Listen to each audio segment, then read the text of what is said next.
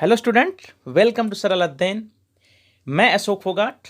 इस वीडियो में हम लेके आए हैं आपके लिए स्टाफिंग जो चैप्टर है उसके लेक्चर 2 में जो हम कवर करेंगे। इसमें recruitment, sources of recruitment, internal sources and external sources, comparison of internal and external sources.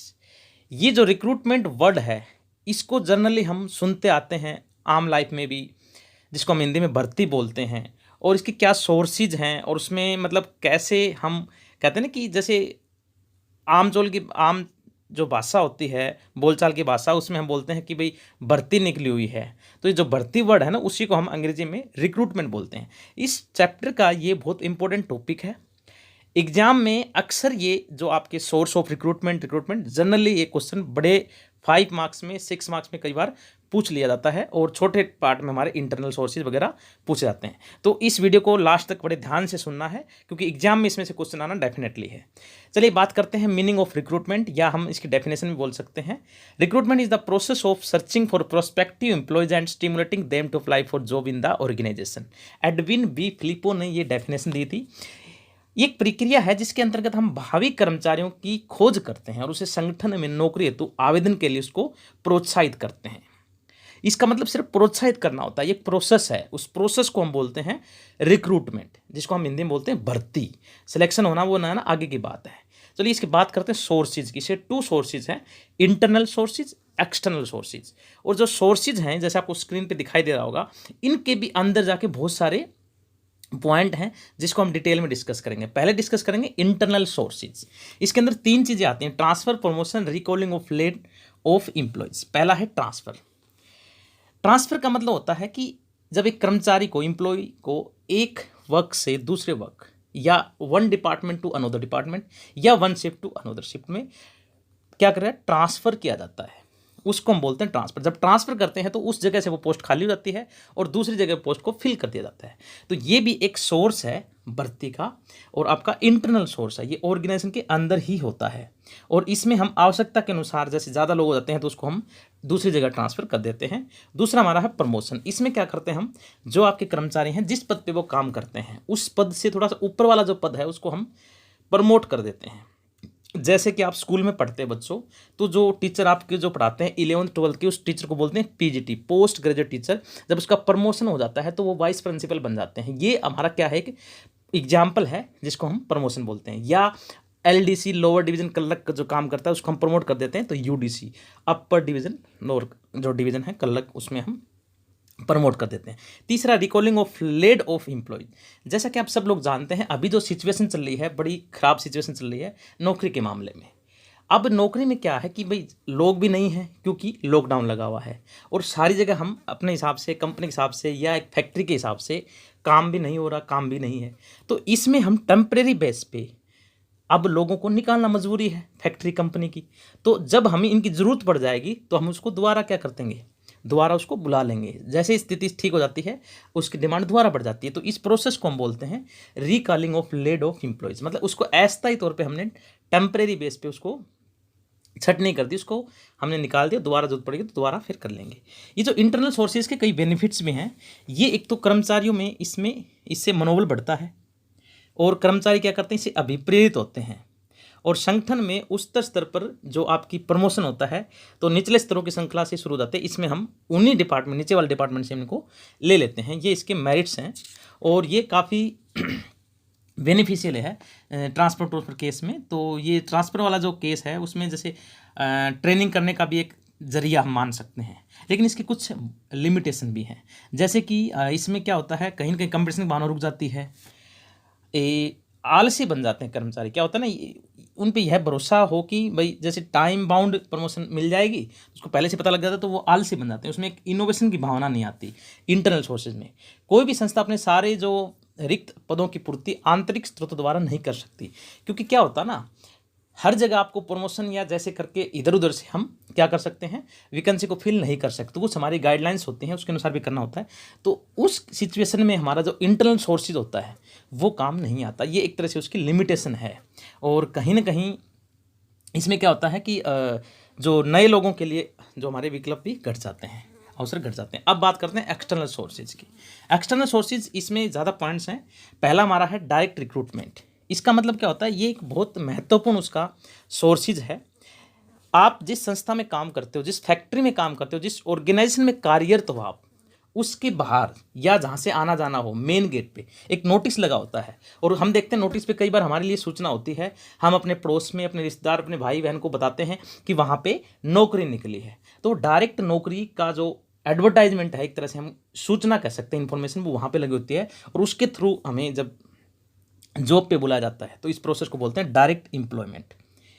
इसके बाद दूसरा हमारा है कैजुअल कॉलर। कुछ ऐसे ऑर्गेनाइजेशन है जिसकी रेपुटेशन मार्केट में बहुत ज़्यादा है, वहाँ पे इतनी भीड़ लगी होती है, अगर ऑर्गेनाइजेशन बुलाए ना बुलाए हम पहले पहुँच जाते हैं, इतने आवेदन पत्र उसमें वहाँ पे आ जाते हैं, और उस प्रोसेस को बोलते हैं कैजुअल कॉलर। तीसरा हमारा है एडवर्टाइजमेंट। कंपनी को बिल्कुल स्किल्ड वर्कर रखने के लिए एडवर्टाइजमेंट देनी पड़ती है, किसमें, न्यूज़पेपर में, मैगजीन में। बहुत बड़े रूप में एक एडवर्टाइजमेंट का लाभ मिलता है कंपनी को, क्योंकि इससे सारे लोग परिचित हो जाते हैं। उसमें जॉब डिस्क्रिप्शन, आपका जॉब प्रोफाइल, स्पेसिफिकेशन सब लिखा होता है, और आप अपनी एलिजिबिलिटी के हिसाब से उसमें वैकेंसी को फिल कर सकते हैं। देन आफ्टर हम एम्प्लॉयमेंट एक्सचेंज की बात करते हैं। टाइम टू टाइम हमारे गवर्नमेंट्स द्वारा हर डिस्ट्रिक्ट लेवल पे या कई जगह छोटे रूप में या बड़े रूप में भी हमारे क्या है, जगह जगह पे एम्प्लॉयमेंट एक्सचेंज बने हुए हैं, जिनको हिंदी में हम रोजगार कार्यालय बोलते हैं। वहाँ पे हम अपना डाटा बायोडाटा जमा करा के हम नौकरी के लिए भी आवेदन कर सकते हैं, वहाँ से भी हमारी नौकरी का जरिया बन जाता है। इसको बोलते हैं एम्प्लॉयमेंट एक्सचेंज। इसके बाद हमारा है placement agencies and management consultant. आपने बच्चों 11th में हम आउटसोर्सिंग का एक टॉपिक पढ़ते थे बिजनेस में।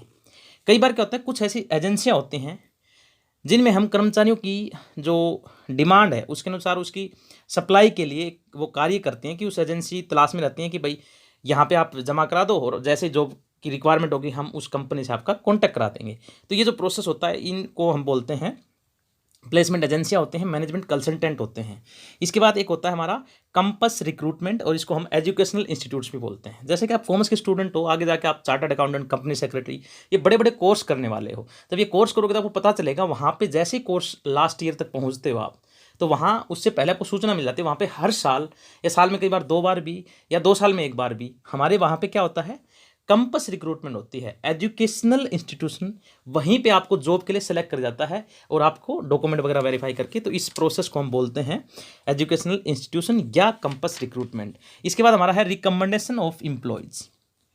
हमारा जब विश्वास बढ़ जाता है किसमें, ऑर्गेनाइजेशन में, और ऑर्गेनाइजेशन का हमारे ऊपर, तो वो हमें बोल देते हैं कि भाई यहाँ पे वैकेंसी खाली है, अगर आपका कोई जानकार दोस्त रिश्तेदार भाई बहन हो तो आप यहाँ पे उसको फिल करा सकते हो फॉर्म। तो इस प्रोसेस को हम बोलते हैं रिकमेंडेशन, सिफारिश से हम जॉब लगवाते हैं।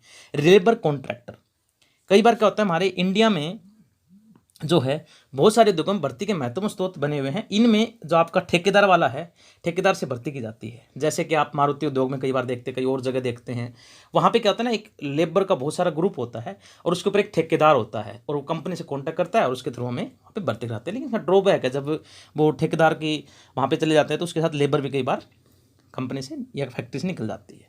एडवर्टाइजमेंट ऑन टेलीविज़न, टेलीविज़न जो है उस पर भी एडवर्टाइजमेंट के हम नौकरी के लिए काफ़ी आप देखते होंगे आजकल टीवी पे भी काफ़ी मतलब ऐड आती हैं जॉब के लिए। और एक सबसे हमारा जो पॉपुलर आज के दिन है वेब पब्लिशिंग, सब लोग इंटरनेट पे लगे होते हैं। अभी भी आज के टाइम पे सब लोग इंटरनेट से, मैं भी आपको पढ़ा रहा हूँ तो आप कहीं ना कहीं इंटरनेट का यूज़ करके पढ़ोगे। तो ये जो चीज़ है इस पर भी जॉब का स्पेशल से वेबसाइट बनी होती हैं। बहुत सारी साइट का विशेष काम यही होता है कि नौकरी की सूचनाएं देते हैं आपको। जैसे आपने सुना होगा www.naukri.com या www.jobstreet.com, ये सारी जो हैं ये कहीं ना कहीं एक वेबसाइट है जो नौकरी आपको जैसे वैकेंसी निकलेंगी जिस डिपार्टमेंट में, कई बार सरकारी नौकरी कई बार और, तो सारी आपको बता देंगे।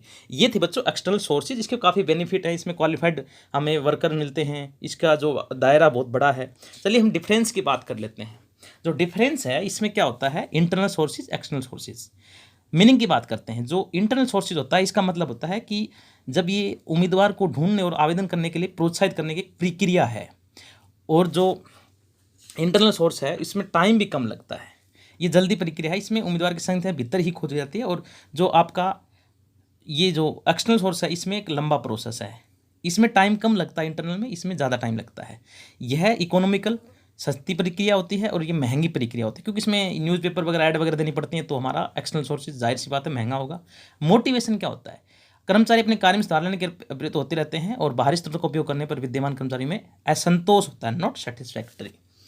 टैलेंट का मतलब करेंगे तो इसमें जो टैलेंट होता है, मैंने आपको बताया था इंटरनल सोर्सेज में टैलेंट थोड़ा सा कम होता है और एक्सटर्नल सोर्स में टैलेंटेड होता है, क्योंकि कंपटीशन ज़्यादा होता है। तो वहाँ पे एक वैकेंसी के लिए 20 लोग, 100 लोग, 1000 लोग भी कई बार अप्लाई कर देते, तो वहाँ पे अच्छे लोगों की सिलेक्शन होने के चांसेस ज़्यादा हैं। तो ये आपके इंटरनल सोर्सेज एक्सटर्नल सोर्स के डिफरेंस थे, कई बार एग्जाम में आपसे पूछे जा सकते हैं। ये क्वेश्चन जो है ये बहुत इंपॉर्टेंट है डिफरेंस के माध्यम से। तो इंटरनल सोर्सेज और एक्सटर्नल सोर्सेज का मैंने जो डिफरेंस है आपको बता दिया। स्क्रीन पे आपको मेन पॉइंट मैंने लिखे हुए हैं और इन पॉइंट का यूज करके आपको एग्जाम में आप अच्छे मार्क्स भी पा सकते हैं। तो आज की क्लास में इतना ही। आज मैंने आपको रिक्रूटमेंट, उसके इंटरनल सोर्सेज, एक्सटर्नल सोर्सेज और उनका डिफरेंस, ये सारी बातें बड़े अच्छे तरीके से समझाई और आपको उम्मीद करता हूँ समझ में आई होंगी। और आपकी कोई भी क्वेरी है तो आपकी कोई भी प्रॉब्लम हो तो हमें कमेंट बॉक्स में लिख सकते हो। Thanks for watching video. Please subscribe the channel सरल अध्ययन। अगर आप वीडियो में पहली बार आए हो तो आप वीडियो को लाइक करो और press the bell icon to get latest notification. और ज़्यादा से ज़्यादा अपने दोस्तों में, जो आप आपके निडी दोस्त हैं जिनको ये रिक्वायरमेंट है, उनको ये वीडियो ज़्यादा से ज़्यादा शेयर करो।